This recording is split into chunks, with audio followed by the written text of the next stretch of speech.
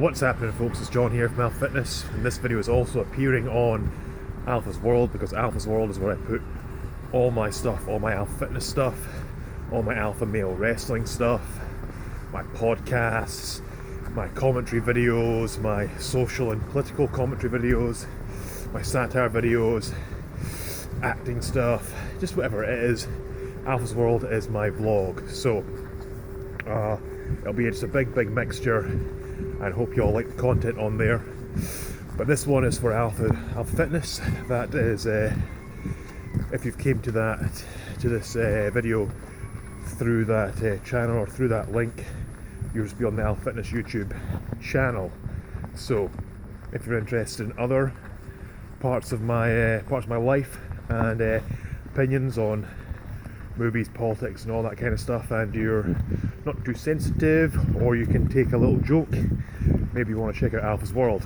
With that being said, today we're talking about my new client that I've been sponsoring, which her name is Andrea, and you've seen a video of Andrea doing some squats recently. Actually it was squat cleans. Now I'm sponsoring Andrea for a beauty pageant that's taking place in Europe, and well, she's one of the finalists, and I think she's going to win. She's got the right sort of attitude, she's really dedicated, she's very fit, so it's been a joy training her, to be perfectly honest. And one of the things Andrea came to me that she wanted to improve was she wanted more hashtag booty gains. So that's one of the things we've been working on. So the first thing we had to do was do an assessment session to see how fit she was, what her mobility was like, and figure out, people have experienced lots of things, they can tell you what they've done. I'm kind of distracted here because it's pretty icy, so I'm trying not to fall my ass on camera, which will probably get more views than anything else I've ever done. But yeah, I'm going to cast an eye down here, cast an eye over to you. It's very tough doing hashtag walk and talk. Anyway, people tell me they've done squats, they've done this, they've done that. Doesn't mean they've done it right. And and in some cases they've done it very wrong. Andrea had a couple of trainers before me, and one of them taught her some pretty good technique. So that was quite nice. She can squat pretty well. She goes to a Brazilian Jiu-Jitsu class. She plays football or soccer for the Americans, and she does dancing. She does a whole bunch of stuff. So she's fit, and she's done a lot of different things. But we had to work on a little bit of bodybuilding parameters with Andrea, because basically her ass wasn't growing, and there's certain body parts that people have that'll grow really easily and certain ones that just don't, even if you're doing that workout. So sometimes if I do shoulders, I've got to be very careful in the way I do it, with very specific angles, not the usual stuff, because my traps take over. Same with some upper back work. I've got to really think about with the area that I'm working, isolate that area, because my traps just keep on growing, and my arms take over a lot of work as well. My triceps take over a lot of work in the bench press, for example. So that's two areas of mine that are difficult for me to grow. I think is my deltoids. Well, one area of mine that's difficult to grow, my deltoids, in two examples. And Andrea found that she could squat quite well, quite heavy, this and that, but she wasn't getting anything in her ass, and her ass wasn't growing enough. So we had to do some things to basically tease it, to stimulate it, to get it to waken up. So I prescribed a pre-exhaust method, which I also added in feeder workouts. So the pre-exhaust method is when you will isolate a muscle group prior to or a part of a muscle group prior to actually doing what you might consider the main lift. So before squatting and lunging, for stiff leg deadlifts or something like that, if you found that your glutes were lazy and didn't grow, you'd maybe do some glute focused work.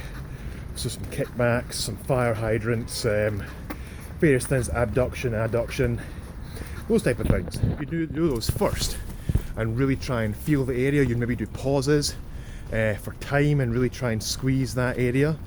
And the thing was is that we only had about 5 weeks to do this, and this is the 5th week coming up, and Andrea doesn't have a gym membership, and it's not necessary to have a gym membership for this. What was more important was, because she's already got lots of sports that she does, what was more important was that she could do these things at home, because she's very busy. Not only is she doing lots of sports and the pageant stuff, she's a mother and has a business, and you know, very, very busy, dedicated woman. And yeah, it needed to be the case that she could work out at home and get these extras happening for her almost whenever she wanted. And the feeder workouts is the same sort of principle. So you do some of the things I mentioned for the glutes there, you do them during the day. You would do them several times a day to stimulate that area, along with just doing your normal workouts and living your normal life, because it's the same principle as someone who might be a labourer, for example, a bricklayer. So they will probably have quite a strong back, and it's not that they always work to maximum capacity, it's just constantly stimulated through the days, through the weeks and through the months. So that's the principle of the feeder workouts.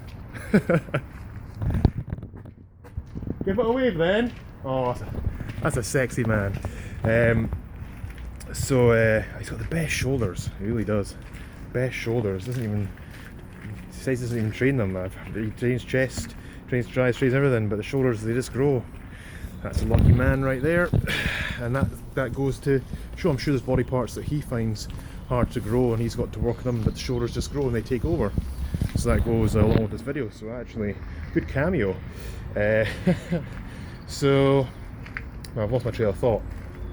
Yes, so feeder workouts during the day, but at home bodyweight workouts was the first thing I wanted to get going. The card workout, so she could build muscle, burn fat, improve her conditioning or flexibility, and be able to get in workouts when she's super busy, short on time, and all this type of stuff. So doing that, and then it was time to look at bar work. We've been working on some bar stuff, working on Olympic weightlifting for various reasons, because that allows you to build a lot of strength, it increases your flexibility, your power. Basically, Olympic lifting, if you can learn it and do it, is the best. I put a video up, and it's pretty good form. I mean, that was just a couple of sessions working on that, and the form will improve. The thing with Olympic lifting is that it is like it's like practice. If you played rugby, you go to practice, you might do some passes or whatever. Doesn't mean you'll get in perfect form every time, but you're kind of getting there, and you've got to practice them, because Olympic lifting in its essence is very explosive. So you're kind of jumping and well, it's not exactly jumping, but it kind of looks like jumping when you're taking the bar up and then down, you're catching it in the bottom. You've got to kind of practice it a little bit, more so than just, you know, bodybuilding sort of stricter exercises. There's not going to be any. There can be body English in those, but that's a subject for another time. So basically, that's where we're at right now. She's done really well. She's been very dedicated. She's lost, now I want to say almost half a stone. Off the top of my head, yeah, it's almost half a stone, about 3 inches off her waist, and we've kept, basically, we've measured round her hips and glute area. Well, when I say we, she did it, and I kept a record of it, and that's increased a little bit and then stayed the same. So we've got a little bit bigger glutes, smaller waist, which makes the glutes look bigger, and then the shape of them has changed a little bit.